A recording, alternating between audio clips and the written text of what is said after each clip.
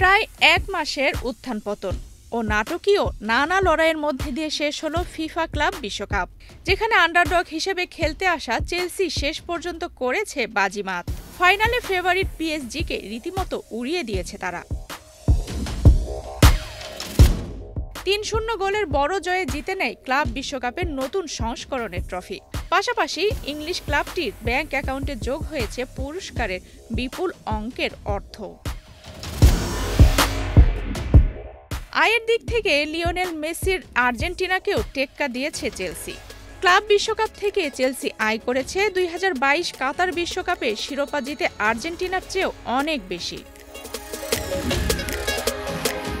২০২২ বিশ্বকাপে Messi, Di Maria, মার্তিনেজরা বিশ্ব champion হয়ে পেয়েছিলেন $4 কোটি 20 লাখ। সে সময় তা ছিল প্রায় ৪৪০ কোটি টাকার সমান, যার বর্তমান মূল্য ৫১০ কোটি ৬০ লাখ টাকার বেশি। Gold's Gym is a globally recognized and well-established fitness brand with over 600 franchises around the world. Now at the Boshundara Sports Complex and Boshundara City. Gold's Gym Bangladesh. Admissions now open.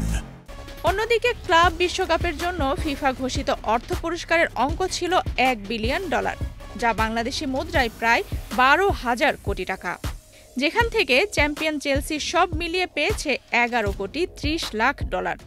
Bangladeshi মুদ্রায় প্রায় ১,৩৩৭ কোটি টাকা, যা বিশ্বকাপ জিতে আর্জেন্টিনার পাওয়া অর্থ পুরস্কারের চেয়েও দ্বিগুণেরও বেশি। এই টাকার মধ্যে $2 কোটি ৮৩ লাখ বা বাংলাদেশি মুদ্রায় যা ৩৪৪ কোটি টাকা চেলসি পেয়েছে টুর্নামেন্টে অংশগ্রহণ বাবদ, আর $8 কোটি ৪৬ লাখ তারা পেয়েছে পারফরম্যান্সের পুরস্কার হিসেবে।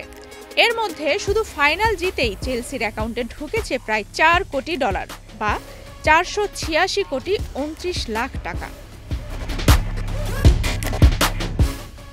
রানার্স আপ পিএসজির পকেটেও কম ঢুকেনি। ফেভারিট হিসেবে খেলতে এসে ফাইনালে হারা ফরাসি ক্লাব পেয়েছে $10 কোটি ৫৮ লাখ বা ১,২৮৬ কোটি টাকা। অর্থাৎ ক্লাব বিশ্বকাপের ফাইনালে হেরেও পিএসজির আয় বিশ্ব চ্যাম্পিয়ন আর্জেন্টিনার দ্বিগুণের চেয়েও বেশি। প্রতিযোগিতা থেকে তৃতীয় সর্বোচ্চ আয় স্প্যানিশ জায়ান্ট রিয়াল মাদ্রিদের। সেমিফাইনাল খেলা দলটি পেয়েছে $8 কোটি ৯৭ লাখ বা ১,০৯১ কোটি টাকা। আর চতুর্থ স্থানে আছে অন্য সেমিফাইনালিস্ট ফ্লুমিনেন্স, যারা পেয়েছে $6 কোটি ৮০ লাখ বা ৮২৭ কোটি টাকার মতো। আফসানা রিপা, বাংলাদেশ প্রতিদিন।